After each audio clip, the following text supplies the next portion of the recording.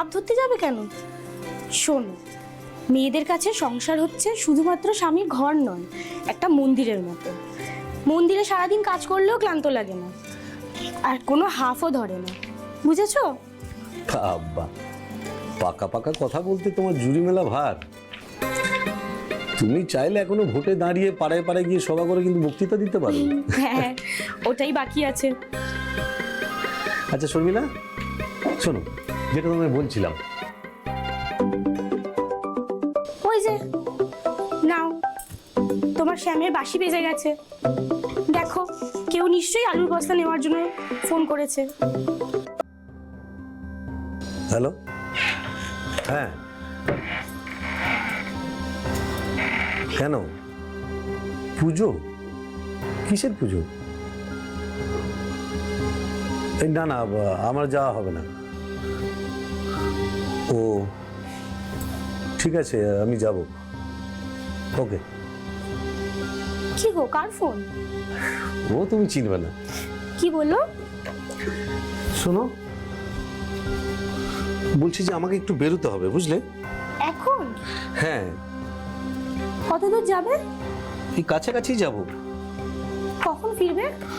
খুব তাড়াতাড়ি ফিরবো, ঘন্টাখানেকের মধ্যে ফিরে যাব। তুমি এক কাজ করো, আজকে কষিয়ে চিকেনটা রান্না করো, আর ফুলকো ফুলকো লুচি।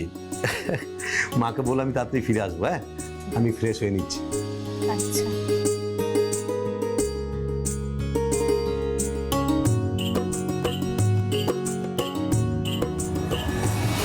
সেই যে সেজেগুজে বাড়ি থেকে বেরিয়ে গেল, আজ 3 দিন হয়ে গেল মানুষটা বাড়ি ফিরলো না।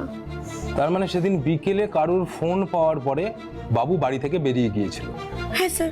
কিন্তু ফোনটা কার ছিল সেটা আপনাকে বলেনি, তাই তো? না, আপনি নিজে জানার চেষ্টা করেননি? না করিনি। কেন? কেন জানার চেষ্টা করেননি কেন? আসলে ও বাইরে কার সাথে মেলামেশা করে, কোথায় যায়, এসব জিজ্ঞেস করলেই ও ভীষণ রাগ করতো। রাগ করতো? কেন? আসলে আমার বাবুর একটু বদমেজাজি স্বভাব, ও কথায় কথায় এমনিতেই রেগে যায়। কিন্তু সেদিন হ্যাঁ রে, মোচার ঘন্টটা কেমন হয়েছে? দারুণ হয়েছে। আর লাউ চিংড়িটা? অসাধারণ হয়েছে। মা, তোমার এই বয়সে রান্নার হাতটা বেশ ভালোই ভুলেছে।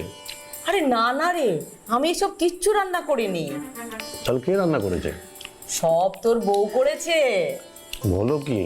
হ্যাঁ রে। এই এত সব পদ তোমার ওই আদর বৌমা বানিয়েছে? হ্যাঁ, খুব ভালো। পাগলিটা তো আমাকে এখন আর রান্নাঘরে ঢুকতেই দেয় না।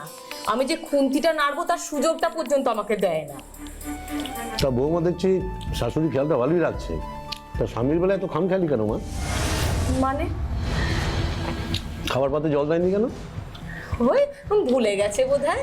দাঁড়াও, আমি দেখছি। শর্মিলা, এই শর্মিলা, কি হয়েছে? কি এত চেঁচাচ্ছ কেন? খাবার পাতে জল দাওনি কেন? ও দিনি, তাহলে বোধহয় ভুলে গেছি। দাঁড়াও, আনছি। তোমার তো দেখছি কিছুই মনে থাকে না। হ্যাঁ, আমার কিছু খেয়াল থাকে না, আর তোমার পান থেকে চুন খসলে মাথা ঠান্ডা থাকে না। একদম বাজে কথা বলবে না।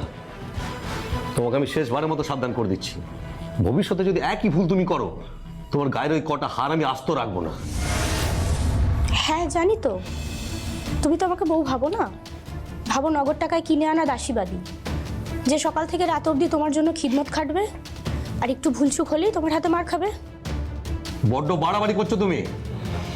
বাড়াবাড়ি কি করছে সে দেখাই যাচ্ছে, সবাই বুঝতেও পারছে। কুচি মেরেছে খাবার, তোর হাতের রান্না আমি জীবনে খাবো না। ফালতু মেয়ে ছেলে, বাজে মেয়ে ছেলে একটা। তার মানে আপনার স্বামী আপনার গায়ে হাত তোলে? চুপ করে বসে থাকলে চলবে না।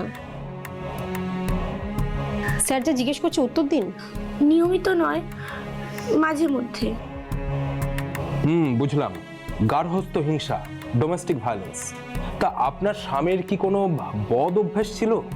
বদ অভ্যেস মানে? এই যেমন ধরুন নেশা ভাঙ, জুয়া খেলা, বা বাইরে কোনো সম্পর্ক এরকম কিছু ছিল? না না, ওইসব বদ অভ্যেস ওর একেবারেই ছিল না। তবে তবে তবে বেশ কিছুদিন আগেও কেমন বদলে গেছিল। কি বদল এসেছিল আপনার স্বামীর মধ্যে? কাউকে কিছু না বলে যখন তখন বাড়ি থেকে বেরিয়ে চলে যেত, কখনো কখনো মাঝরাতে বাড়ি ফিরতো। আর বলুন, আমরা শুনছি। আর বাড়িতে থাকলে কারোর সাথে ঘন্টার পর ঘন্টা মোবাইলে কথা বলতো। বাবু কার সাথে কথা বলতো সেটাও নিশ্চয়ই আপনি জানেন না? না, জানি না। উটকো অশান্তির ভয়ে আমি কখনো জানার চেষ্টাও করিনি। ওয়েল, আপনাদের আত্মীয় স্বজন আর বাবুর বন্ধু বান্ধবদের বাড়িতে খোঁজ খবর করেছেন? আসলে মায়ের তো পায়ের ব্যথার জন্য বাড়ি থেকে বেরোতেই পারে না। ওই আমি একাই যতদূর সম্ভব ফোন করে ঘুরে ঘুরে খোঁজ নিয়েছি, কিন্তু কেউ ওর বিষয়ে কিছু বলতে পারছে না। আপনার স্বামী নিশ্চয়ই সেদিন মোবাইল নিয়েই বেরিয়েছিল। হ্যাঁ, ওর মোবাইলে ফোন করেছিলেন? করেছিলাম, কিন্তু কিন্তু আসলে সেদিন রাত 8টার পর থেকে ওর ফোনটা বন্ধ। থানায় আসার আগেও আমি শেষবারের মতো চেষ্টা করেছি। আচ্ছা, আপনার স্বামীর তো বললেন হোলসেল আলুর ব্যবসা আছে। হ্যাঁ, ব্যবসায়ী কারণে কারোর সাথে কি শত্রুতা ছিল? থাকতে পারে। মানে সেটাও আপনি জানেন না? আপনার কথায় ওই উটকো অশান্তির ভয়ে সেটাও আপনি জানতে চেষ্টা করেননি, তাই তো? না। ঠিক আছে, আপনারা বাইরে গিয়ে অপেক্ষা করুন, আপনাদের মিসিং ডায়েরিটা আমরা নিয়ে নেব। আর ছবি এনেছেন তো? কিসের ছবি? আপনার ছেলের ছবি। বাবুর একটা ছবি আমাদের কাছে থাকলে আমাদের তদন্ত করতে সুবিধা হবে। ছবি তো এখন নেই, সেরকম হলে আমি দুপুরের মধ্যে এসে ছবি জমা করে যাব। বেশ, ঠিক আছে, আপনারা বাইরে গিয়ে অপেক্ষা করুন। যান। নমস্কার স্যার। নমস্কার।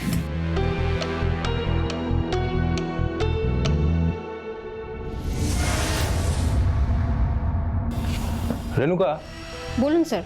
তুমি ওদের মিসিং ডায়েরিটা দায়ের করে নাও। তারপর ছবিটা পেয়ে গেলে ঘুরে ঘুরে ভালো করে খোঁজ খবর নাও বাবুর সম্পর্কে। Right sir. দেখো, ওদের সাথে কথা বলে যা বুঝলাম, কিছুদিন আগে পর্যন্ত বাবুর আচার আচরণ বেশ অস্বাভাবিকই ছিল। হ্যাঁ স্যার, আমারও সেরকমই মনে হলো।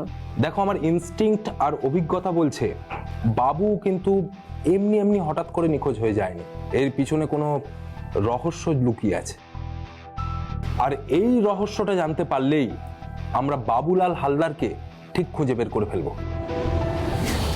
সাল 2023, জয়নগর থানার এক জনৈক আলু ব্যবসায়ী বাবুলাল হালদারের মা ও স্ত্রী থানায় এসে অভিযোগ জানান 3 দিন আগে বিকেল বেলায় কোনো এক ব্যক্তির ফোন পেয়ে বাবুলাল হঠাৎ বাড়ি থেকে কাউকে কিছু না জানিয়ে বেরিয়ে যান। 3 দিন পরেও ফিরে আসেনি বাবু, তার ফোনও ছিল সুইচড অফ। কিন্তু কোথায় গেল বাবু? কার ফোন পেয়েছিল সেদিন বিকেল বেলায়? এবং 72 ঘন্টা কেটে যাওয়ার পরেও সে কেন ফিরে এলো না? এই সমস্ত প্রশ্নের উত্তর জানতে শুরু হয় তদন্ত।